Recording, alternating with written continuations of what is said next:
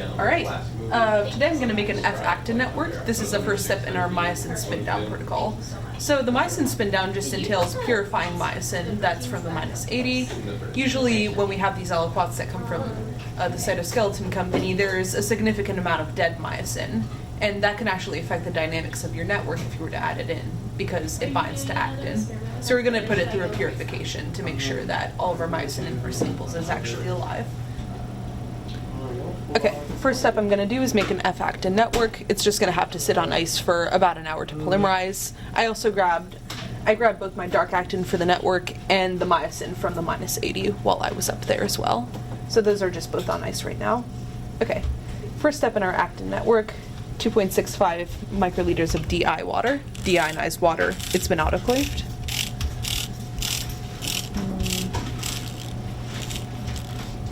Just hold off a little bit, and that makes you think about it.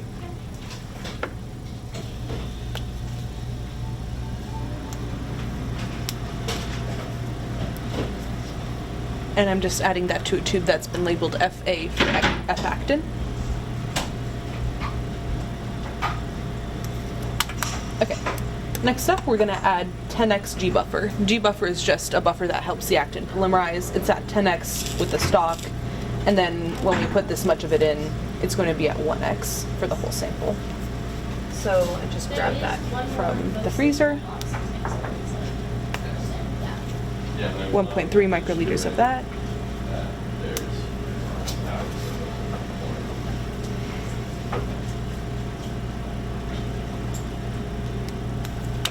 Next up is 10x F buffer, similar to G buffer. 1.3 microliters of that.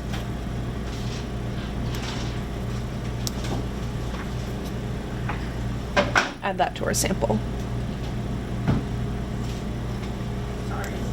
Okay. Next thing we add is 1.63 microliters of 4 molar KCl. We make our F-actin network and spin down our myosin at high KCl because that prevents mini filaments of the myosin from forming.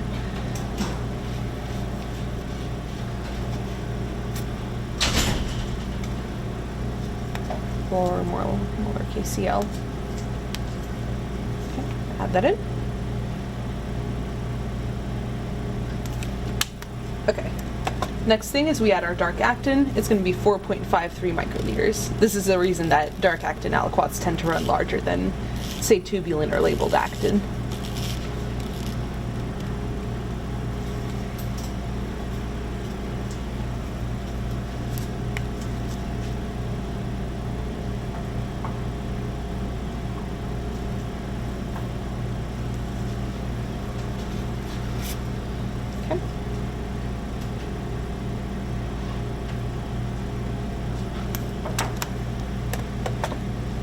Okay, very last thing we add is 1.08 microliters of dark phalloidin, just another actin stabilizing agent.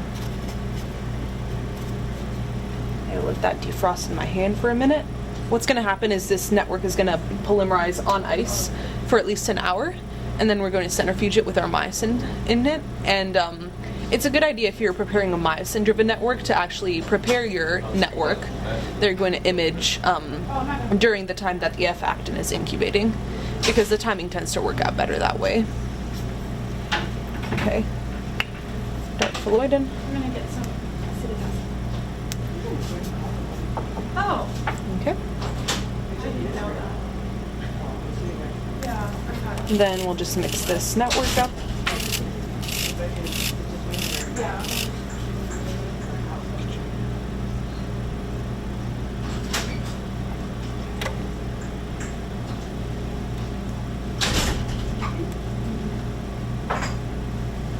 Make sure it's very well mixed.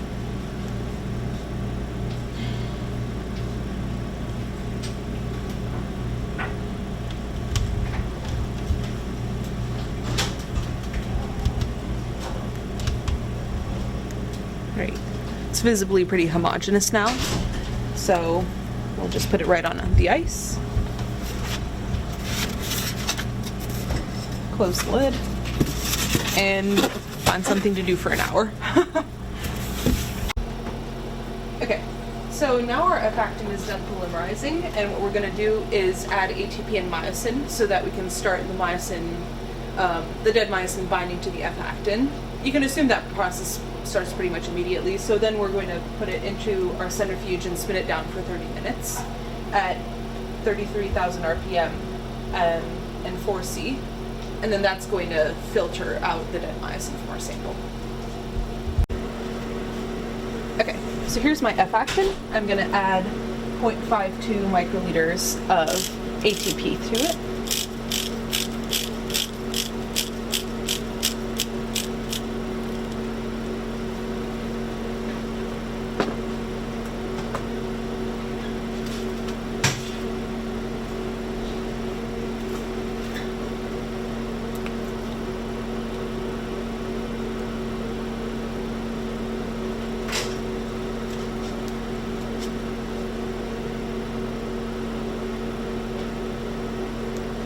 And then I'm going to add 2 microliters of myosin from the -80.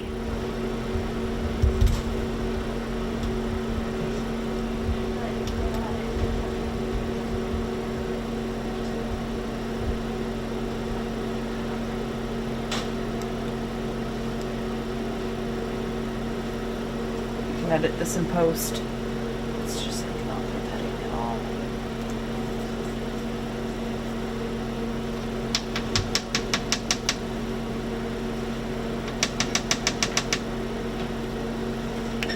Okay.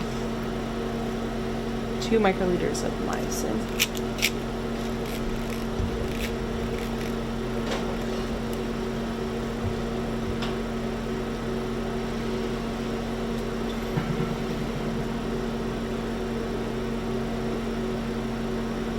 Okay, now pipette to mix.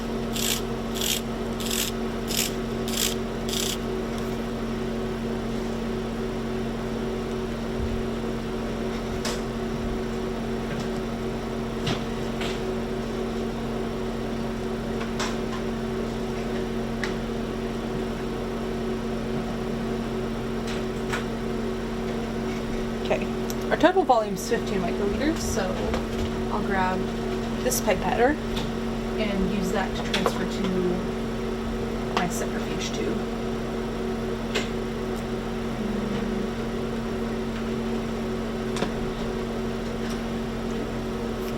So, pipette out of here. Put it.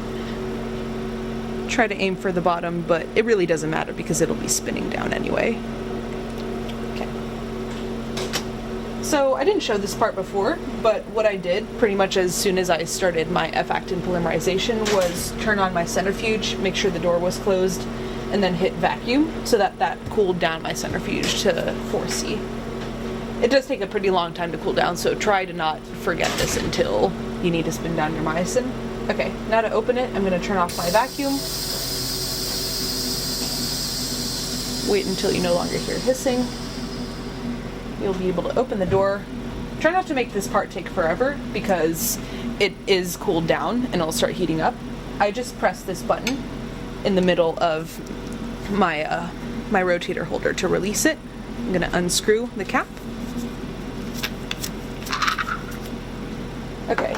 And then I'm just going to gently place the centrifuge tube into one of the slots. And then I'm going to place a balance in the opposite slot. And then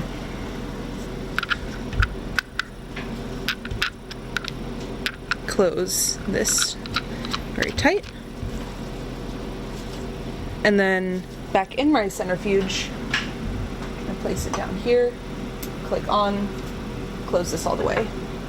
Make sure this is closed all the way or else the vacuum won't be able to start. Okay, so now I hit vacuum again, and then wait for it to go back to at least 500 microns before you hit start.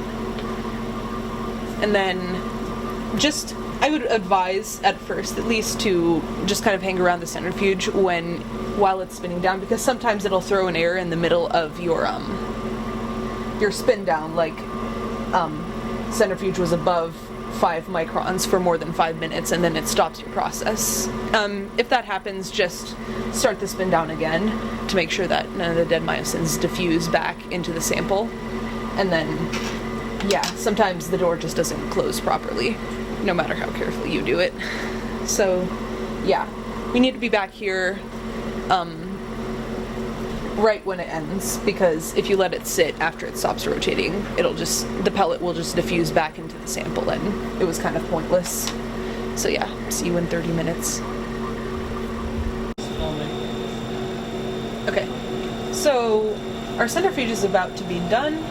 Make sure you get here and you have time to prepare, have all your tubes ready, have your gloves on, have your pipette set up, pipette tips next to you, ice box.